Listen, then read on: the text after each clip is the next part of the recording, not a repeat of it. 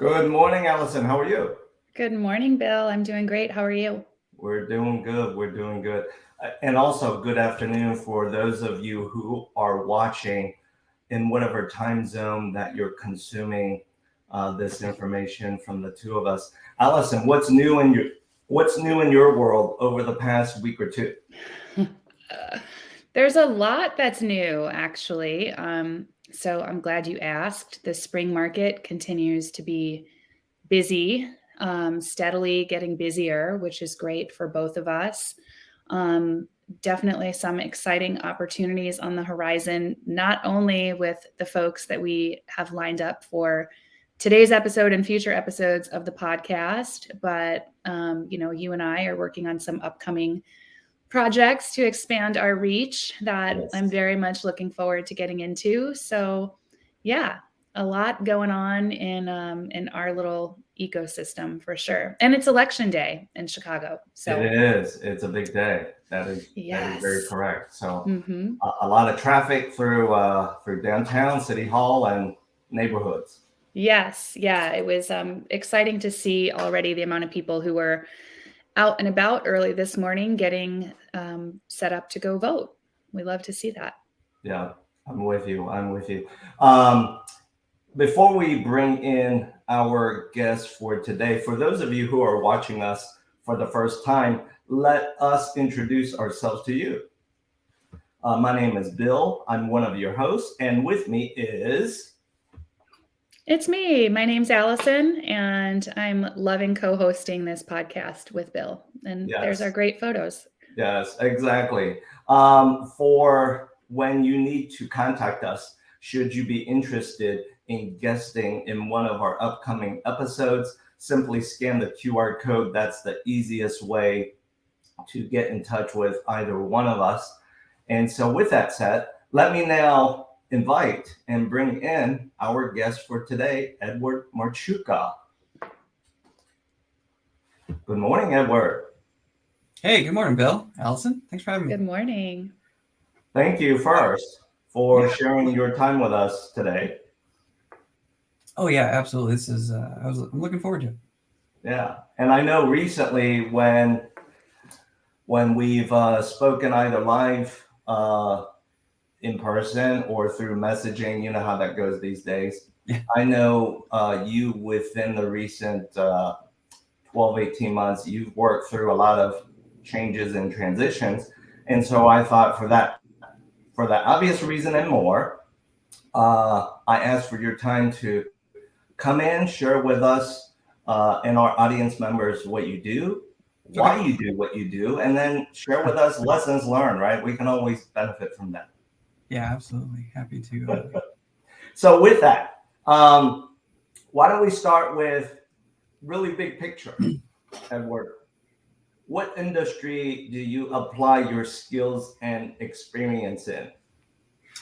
So that's a great question because I even have that conversation with when you're looking for a job and you're talking to recruiters or anyone in that space. It's like what vertical do you work in? And I want to say I work in the IT space because the skills in this and what we do are so transferable. There's some nuances in finance and some nuances to education or healthcare, but really, bits and bytes are bits and bytes. Now I've spent the last 8 years in healthcare, but before that I was in government K-12. And you want to talk about two different dynamics there. The skill set is the same. And even before that I was higher ed, and before that was manufacturing. So I think it's all transferable. So, what vertical, what industry? The IT space. It's the delivery of information via technology, because that's really what it's all about. No one cares about the technology itself, but rather how do I get the information to help me do what I need to do. So I've always advocated it's not IT, it's information via technology. Very well said. And I think jokingly with you, sometimes I've said the business of IT is like the necessity for having great plumbers in any business. You're gonna make sure things flow. Well, you got to make sure things flow, but also, your IT systems are not novel. They've been around for a long time, so they should be somewhat commoditized. They should function as expected. I think that's part of the user experience and the user expectation. The novel things, the new information is what we're doing in AI, ML, even within data. That's where you're starting to get to the value add. Computers, that's not new. That's old. That's 50 years, right? That should just work, and that's the expectation. Like plumbing, phones, network. It's just part of what's there, because as soon as it's out, people notice and they start complaining. Yeah. Has your transition, Edward, from these different businesses, maybe different industries, has it been easy, seamless? Can you speak to that? It's all on how you approach it, I think. I think there's a cadence though when you switch, and so I'm in the middle of a transition right now because I just started a couple weeks ago with my organization, and it's about learning what's there, getting that good foundation, getting quick wins, getting to know people, building the team, building trust, and then trust isn't just about like, oh, can we have so who are you and what liability are you doing what you're saying, and you can get that through the quick wins. And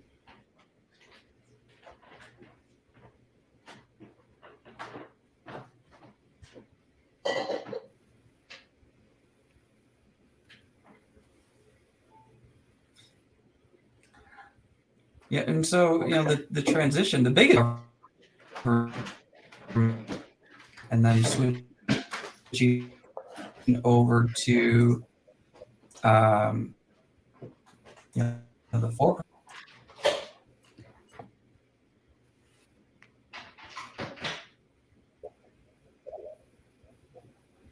All right. I think we lost you for a little bit. Either technical difficulty on my end, or maybe all of us. I'm not sure. Yeah, it was a little spotty for me. It was a little like kind of in and out. Yeah, choppy for like 5 seconds or so. So hence why we record. We can take care of that after the fact.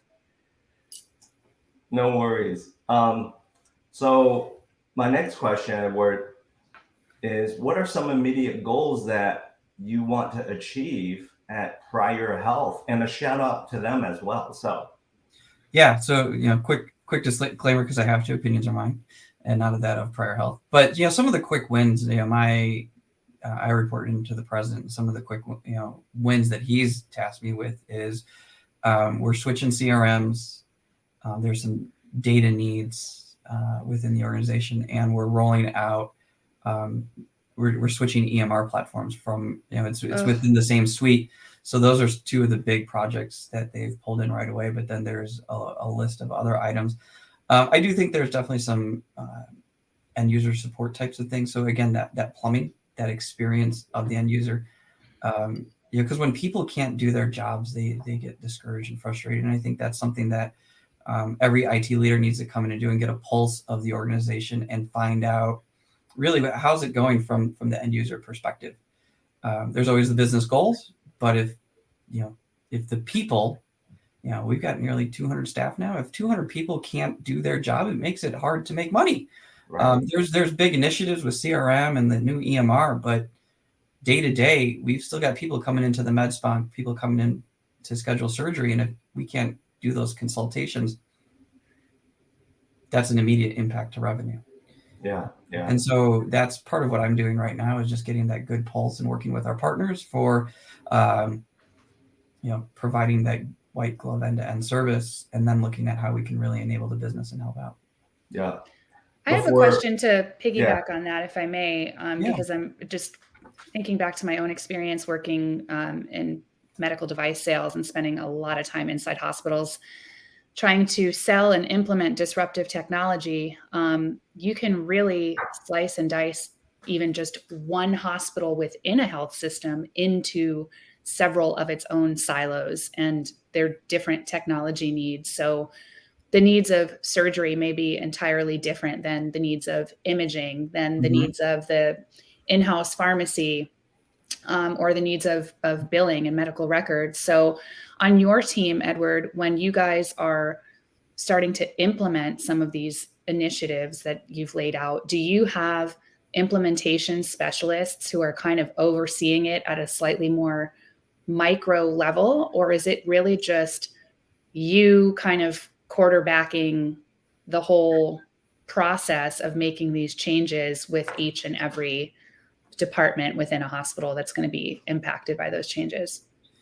Within each group, what I found works really well is finding that champion within that vertical, because you've got to get someone who understands the processes and the day-to-day of that team and that group. I've joked often with IT teams that we have to understand the business better than they do themselves, because they want automation, and bad automation is bad fast and good automation is good fast. But we don't always know the nuances, and it's, working with those champions in each vertical to explain, what do you do and how does this impact you? When I was going all the way back, when I was in the Navy as an electrician, I had to understand the steam plant because I was a nuclear trained electrician. And so as an electrician, why would I have to know the steam plant? Well, because I have to know the impact. If I trip a breaker, how does that impact a pump, which changes the way steam is moving around that plant, which is going to change reactor power, which is going to change ultimately propulsion, because I tripped a breaker. And so I think, within these large projects, it's that same idea. How do I understand what's non-surgical? Being able to understand each of those interactions and those intricacies.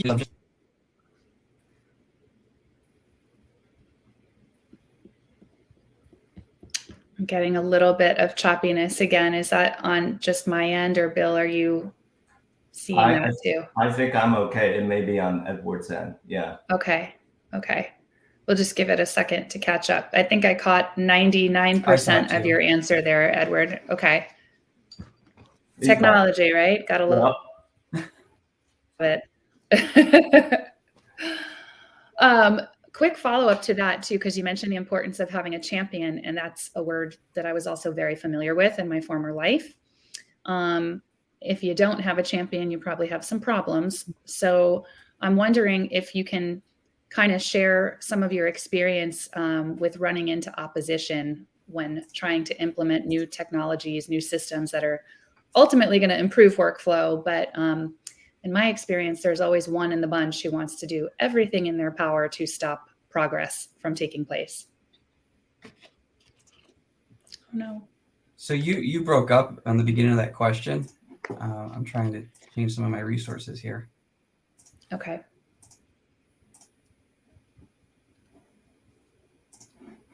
Let's see. We should just include all this in the broadcast. Be like, see, look how resourceful everyone is. Yeah. Working through these tech issues. Okay, let's see. Fix some of these lighting issues. Okay. Trying to get the magic of the green screen, and yet it's being crabby with me. Yeah, the green screen, I tried it too, and it was like making half of my head disappear for some reason. Well, we're just going to go with that. Okay. Okay.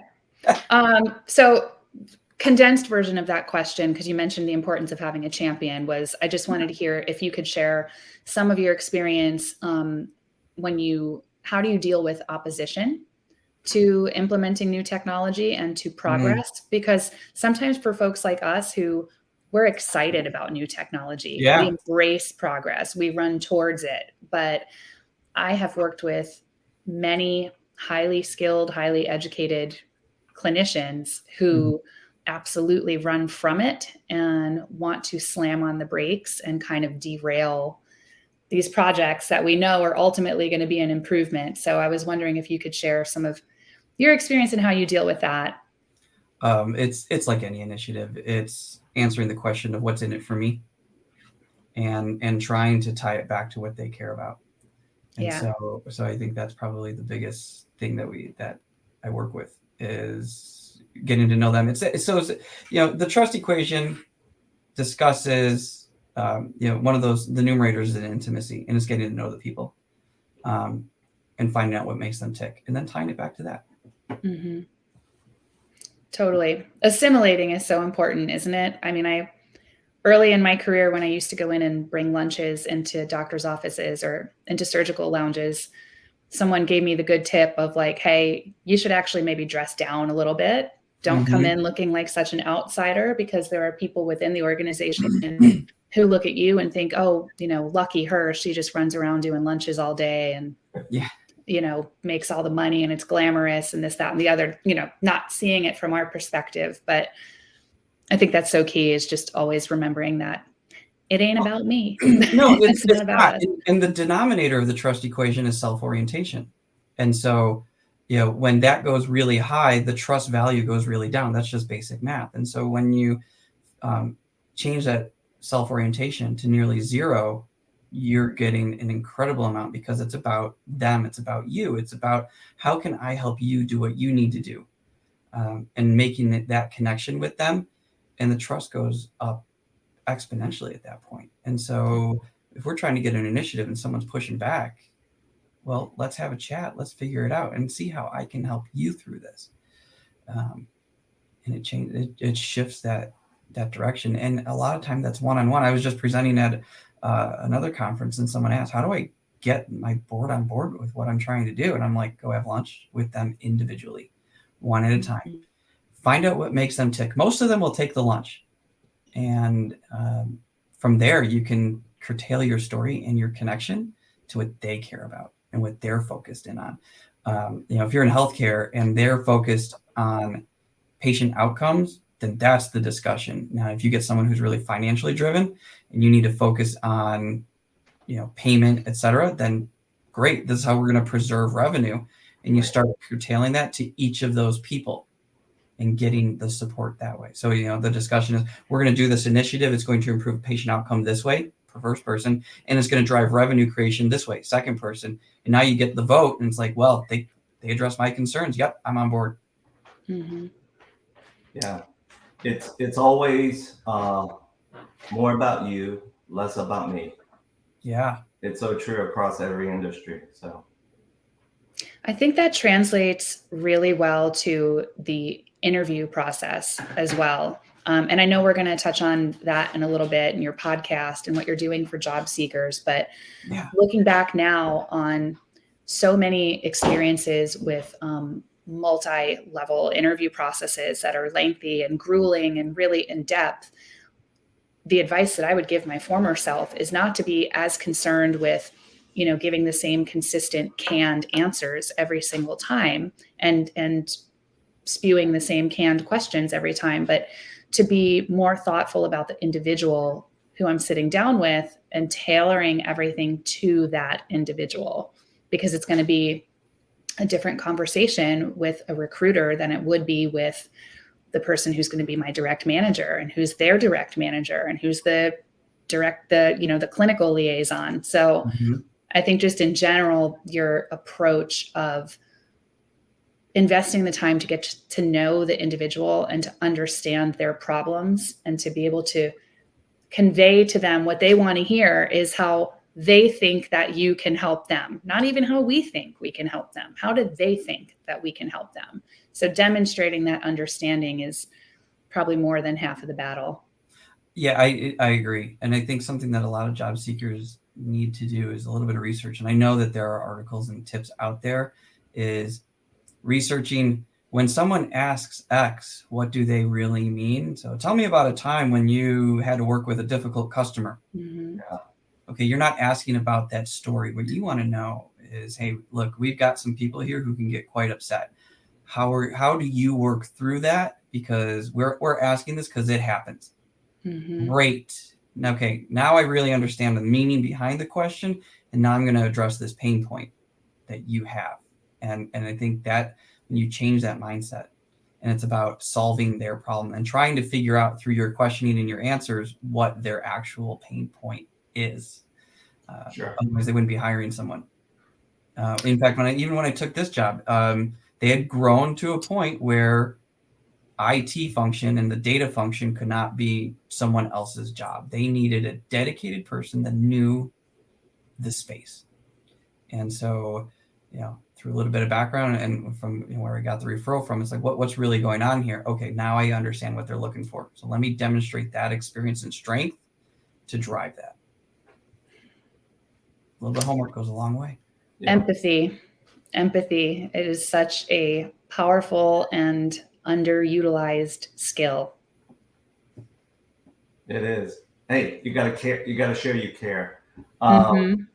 And as Allison kind of hinted at and mentioned, yeah, what really intrigued both of us, Edward, is that you time block very consistently your time to host your podcast, to do a spotlight on your IT peers.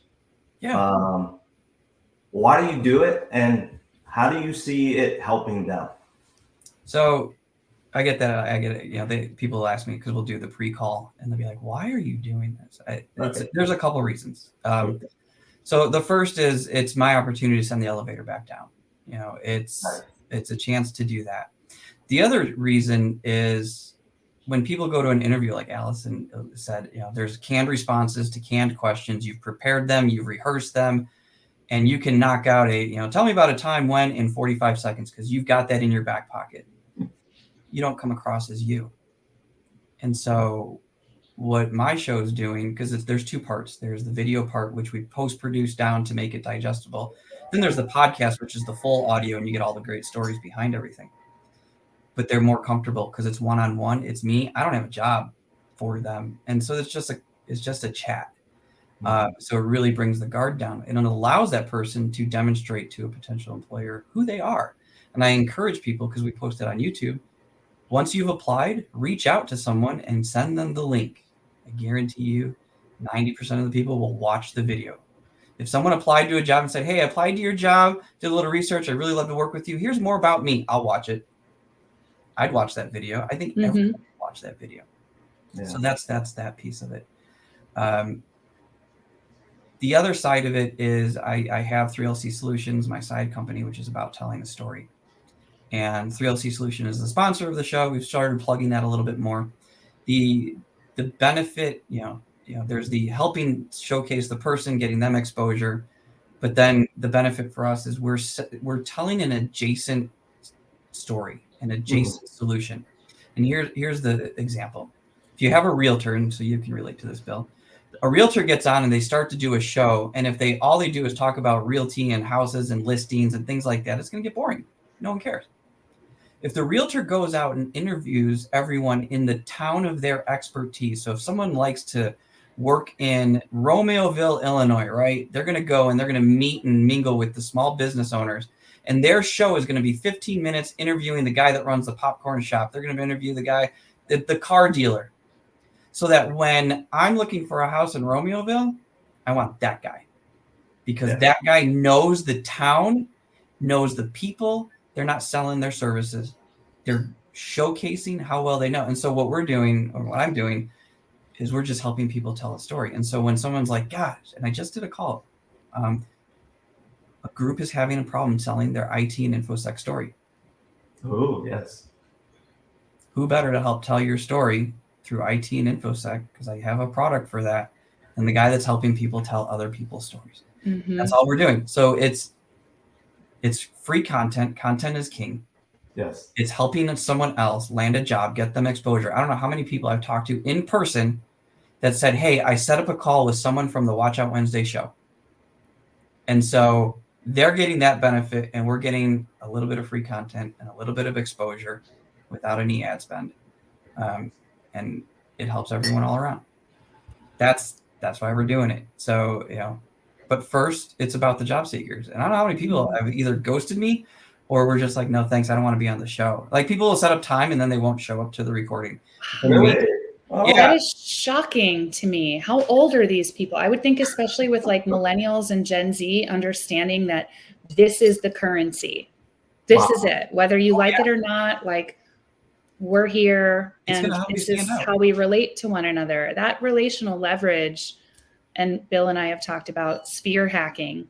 You know, I mean, come on, we all scratch each other's backs a little bit. We share what's hopefully value added information. I don't understand why somebody wouldn't show up for that. They don't. Well, and it's the number of people I've reached out to, and they're like, "Oh, maybe, yeah, I'll think about doing it." It's like, look, this is how you're going to get in front of thousands of people. This is how you're going to get seen out there. Now, does it have the do we have the traction of Mr. Beast? Nope, we don't. One, we're early. We're not doing anything shocking. We're not spending millions on post-production. It's just a simple way of leveraging my network, that person's network, and going down the chain. A lot of the people that have been on the show are working. Is it related to the show? I don't know. But if anything, it helped them with confidence. Because think about things we practice on. A basketball player, right? Michael Jordan would shoot 10,000 free throws a day or something ridiculous, right? Yeah. How many times do you interview? Maybe 2 or 3 before you get a job. Then you sit there for 2, 3, 5, 7, 10 years. And then you go get another job. Over a career, you're going to do half a dozen interviews, a dozen interviews total. We need to practice this. We need to get better, because here's the thing. I see people all the time. Oh, I'm making it to the final round. I'm getting an interview. I'm not moving on. It's not your resume then. Your resume is working. It's getting you. Resumes get you past HR. Yeah. How are you doing in that rehearsal? How are you doing in that show? Let's get you an extra interview, and let's get you more comfortable one-on-one. We're just going to have a chat. That's what the show's doing, and it's helping you get that exposure. Yeah. So for those of you watching, as you're hearing from all three of us, it's not good. It's not courteous to not show up for an appointment, because just like Edward said, our currency up front is committing to what we committed to. So right on, brother. Yeah.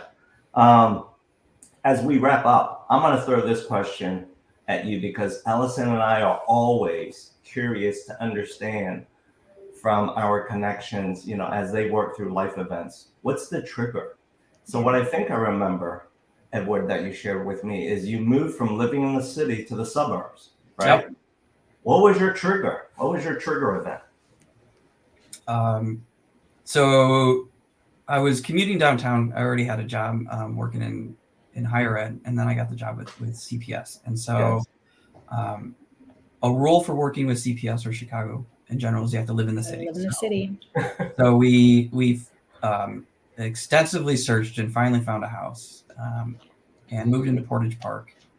And honestly, I remember putting together my daughter's crib because she was on the way, and my wife and I looking at each other 2 weeks in going, this was a mistake.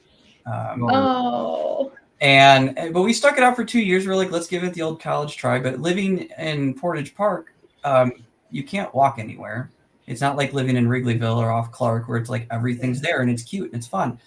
We were driving to Skokie to go shopping. Our family was all out in Schaumburg, so we were going to the suburbs all the time. And so honestly, I left because I didn't want to live in the city anymore. When I resigned my post, I told them, if you can get me an exemption, I'll stay. They're working. My team at CPS, absolutely love them. I love the big iron, what we were doing. I mean, 440,000 end users, 250,000 assets, 650 schools, and I ran information security for that. There was some clout behind that. So I enjoyed what we did. We did a lot of fun stuff. I was like, but I can't do the city thing anymore. I can't live here. And they're like, we can't. So I got the new gig out in the suburbs, and it took us a little while to sell the house, but we sold the house and ended up moving out to Elgin. That was it. I left because I didn't want to live in the city anymore. So, it just wasn't for us. Yeah. But I feel like everyone growing up has lived in, all my relatives at some point, like everyone's had that Chicago house. Yeah. Yes, we've all lived in the city at some point or another. I will say there were some great benefits to it, like a lot of after work activities, because you're downtown, you got the L, it was real easy to get around. But the kids were getting older. We were starting to think about kindergarten. We had weird boundaries where I lived. and like the house across the street went to a different and quote better school, but you could work CPS and because it's Chicago, to make that work. But my second was on the way, and we were just like, no. So started looking for that next gig and found it and jumped on it. And There it you go. was a great opportunity. Yeah. Good for you for prioritizing the needs of your family, right? I mean, there's nothing more important. So Absolutely. It was a family decision. People were like, oh, you left the schools because it's the school. No, I didn't. I left it because I didn't want to live in the city anymore. yeah. And as we wrap up, as Allison and I always discuss, share, and bounce ideas off of each other, it's always the life events that trigger a change. Mhm. So for those of you watching today, and for those of you who have enjoyed this short conversation with some technical difficulties here and there, when you are facing your life events and when you need help, reach out to us here on Leave It to the Experts. You've got 3 experts, different industries that can absolutely step in and help you. So once again, thank you for watching. Until we see each other again in the next episode.